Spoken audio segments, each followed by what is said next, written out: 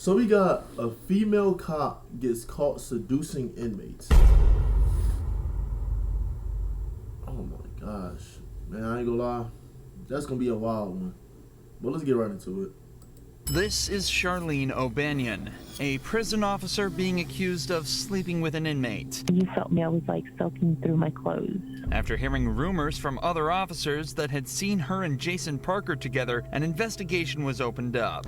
Charlene thinks she flew under the radar and got away, but what she doesn't know is that the detectives have all the evidence they need, and they're about to expose and embarrass her in the most brutal way possible. You got a live ass head game.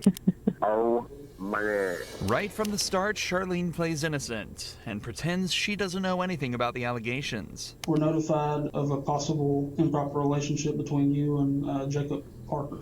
So we're here for that, and I just kind of want to talk to you about it and get your side of that story. I don't know anything about it. Okay. Have you talked to him on any jail phone calls or anything like that? No. None at all? Charlene is sure that this will work, but the detectives have much more evidence than they're letting on. And where would you think that this allegation would come from if there's nothing to it? Well, I had a feeling this was coming. So there was an inmate named Coker, Justin Coker. Okay. He got out of here for, I don't know what period of time. And he tried to contact me on Facebook. He sent me a message and I blocked him on Facebook. And I guess one time Parker was going back to Bequat to use the bathroom, and he was talking like at the window with me. And I guess Coker like didn't like that, which I had no contact with him or anything. And Parker had told me that he had gone up to him and was like, "Don't talk to her," or something crazy like that. So I'm just not trying to be rude here. I'm just. Yeah. Why would you expect this conversation to come up from that? Like now, if that happened a few months ago. Charlene claims that the only time she's had contact with Jason was a single time outside the jail bathroom, and it was a jealous inmate that started the rumor. But the detective is about to share some evidence that instantly proves that Charlene is Respectfully, I don't know anybody who should be jealous over that. hiding something. I don't know exactly how it started, like who it started from, but I was told that it was brought to somebody's attention, and then we looked at jail calls, and there's jail calls between you and Parker, and all that stuff's recorded. So I don't think you're being completely truthful. Well, I kind of know that you're not, and I'm not trying to be rude when I say that. Yeah, no. I'm just kind of trying to lay it out on the table for you. So can you kind of tell me what's going on? I guess a few years ago, we talked, and then I ended up here, and then he ended up here. I didn't know he was here. I didn't, it wasn't anything like that. Apparently, Charlene and Jason knew each other before prison and messed around before they both ended up here. This led to them joking around with each other here, but nothing else. Or at least, that's what she claims. In reality, the cops have recorded phone calls from inside the prison that tell a completely different story. Twin, how was you gonna lie if the phone call's recorded? That don't make any sense. Alright.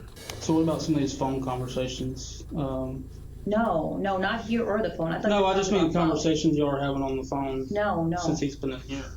Like sexual? Oh, these Well, I'm not saying having phone sex, talking about sexual acts. From what I'm listening to on the calls, I take it as that you've given him oral sex at some point, is what I gather from these calls. No, that was in the world, but we never dated. We just. Okay. What kind of conversations have you had with him since you started working here and he's been in the jail?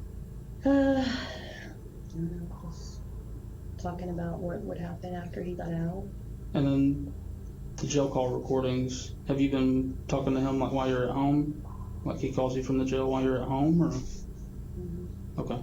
Just 15 minutes into this interrogation, Charlene's original story is seeming less and less like the truth. She's been caught in multiple lies, admitted to having sexual relations with Jason in the past, and calling him regularly from her own home. This is highly irregular behavior for a prison officer, and it doesn't take a genius to realize something deeper may be going on. But the detective has some more questions pertaining to some more physical evidence. I haven't listened to this, but apparently There may be some talk in the calls about like photographs. Have you given him any photographs? Mm-mm. I gave him a photograph of his mom, which she had asked for, and of his dog, Jax. Okay. Yeah. Have you given him any photographs of you? Mm-mm. Yeah. No, because So one of the things we're going to be doing is like looking at cameras and stuff too. Has there been any times where y'all were alone? Or you go out of camera view or anything like that? Anything that's going to look suspicious that way? I don't think so. It's important to remember that Charlene has worked at this prison for a while now, and as such will know all the ins and outs of everything such as security camera blind spots and patrol officer schedules. You'd think that with all this knowledge, it'd be easy to hide a relationship with an inmate, but it seems that she forgot about a few vital pieces of information. Not least the fact that all phone calls placed from the prison are recorded. But thanks to the detectives, she's about to be reminded of this fact in a devastating way. Hey, baby. Got that. Baby, guess what? What, babe? I just won the blackjack game. Yay. I just won $30. I got a lot of stuff to clean and get rid of before you come home. I'm just kidding. Yeah. Oh, you know? I'm just fucking with you. I was trying to make you think I have all these secret things. Yeah, I bet you do. What? What? What? What do you mean? I don't know. You probably got this weird sex swing hanging from the ceiling. Kenneth probably thinks it's a swing set. Oh, if I had that sex swing, you better believe I'd leave that sucker up for you. What? Oh my god. Oh my god. Oh yeah. I guess when you're in prison you can get that down bad, but Jesus. Would you really? Hell yeah. You'd let me put you in it? Yeah. With a gag ball and everything? Yeah, babe. Listening to your own voice can be bad enough for some people, but listening to your own sexual phone calls in silence with two detectives in the room as you realize This you've is just so been caught awkward. red-handed has got to be worse than any prison sentence there is. However, with the language they've used so far, there's no evidence that the pair have actually engaged in any sexual acts. But that changes quickly as Jason begins to directly incriminate Charlene on the call. I just want you to look at me sometimes and be like, damn, my woman's fine. Fine as wine. Mm-hmm. And you got a live ass fucking head game. Oh my god. It wasn't my best moments. I was just trying to get it done. Are you in bed? Don't even get me thinking about that because it makes me so horny. Like just going back and thinking about Yeah. that. It gets you horny? Oh yeah. You felt Ugh. me. I was like soaking through my clothes. Get very horny very easy. I always want to have Not sex. good. Like that's not even. Not good. I mean, it's not like I just like look at someone. I'm like, oh my god, I'm so fucking horny. No, like of course, like I only get horny for you. You kind of see how that sounds from like my point of view. Hold on. Now, let's see how she denies this. Like a more recent thing than 3 years ago. No? The audacity she has to say no after the audacity. The audacity. You know what I'm saying? The audacity. hearing that phone call is truly remarkable. But to her credit, she's not going down easily. The detectives try asking her if she thinks Jason would cover for her, and she still doesn't break, sticking to her story that everything that happened outside of prison. Technically, this story could still be true with this phone call, but it definitely is odd for the couple to be recounting events from over 3 years ago in such detail, especially when earlier she struggled to remember any details about their relationship. You talk about how profound this was, like this giving him this blowjob was, but you like don't remember anything about it. It's like telling me something, but you're having trouble coming up with details about it. You know what I mean? Like if it's that I profound. mean, I gave him a blowjob. How do you describe blowjob? I mean, is that Well, what I you don't want want me to to know do? like about the blowjob. I'm just Yeah. so if this is a You just said factual thing that happened 3 years ago, I feel like you would kind of remember some stuff about it. Like I Yeah, feel I like mean, like we said in the car, we you know. Like when I asked you who was there, him, of course, like when y'all met her. I'm sorry, I'm just looking at her like she just ugly. Like I just can't get over that. Like, ugh. Whatever. And then when I asked like who else, you said it was like a bunch of friends. Yeah. But like you can remember one I mean, chick's that was name my after friend you Chris. think about it for 30 seconds. God. So Yeah, I mean, that's not making sense to me.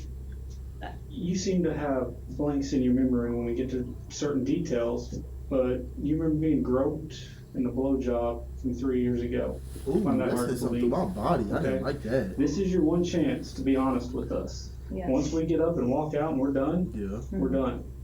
Have y'all had any inappropriate contact, whether it's groping, blowjobs, vaginal, anal sex, anything, hand jobs? Yes, I am being vulgar to get a point across. Yeah, no, This it's must not. be so None of that. awkward. Just as the detectives say, things really aren't adding up. Yet she's still sticking to her story. Or at least she was, before a switch flipped and she said this. I mean, what is it? I might have given him a blowjob back Might. then. Yeah, That part okay. of decoy? Okay. How long ago was that? I don't know, a few months ago. The secret's out, and Charlene has confessed. But this matter is more complex than it may seem. In cases of officer-inmate relations, the main question that arises is the issue of consent. Yeah. Given that Jason and Charlene knew each other prior to being in prison, it's not wrong to assume that consent went both ways in this interaction. However, in these cases, that's actually completely irrelevant. According to a 2005 report, federal law criminalizes all sexual relations and contact between prison staff and inmates, and that all sexual relations between staff and inmates are considered abuse, even if the act would have been considered consensual if it occurred outside of a prison. This is because of the huge amount of inmate abuse that was observed in prisons. In 1996, it was estimated that between 12 and 14% of all prison inmates had been sexually assaulted, and the officers were rarely punished. So to prevent this, a zero-tolerance policy was introduced to try and prevent abuse towards inmates. A policy, it seems, that Charlene completely ignored. I'm gonna ask, but I feel like I know the answer. I'm losing my job. Duh. So that's not really up to me.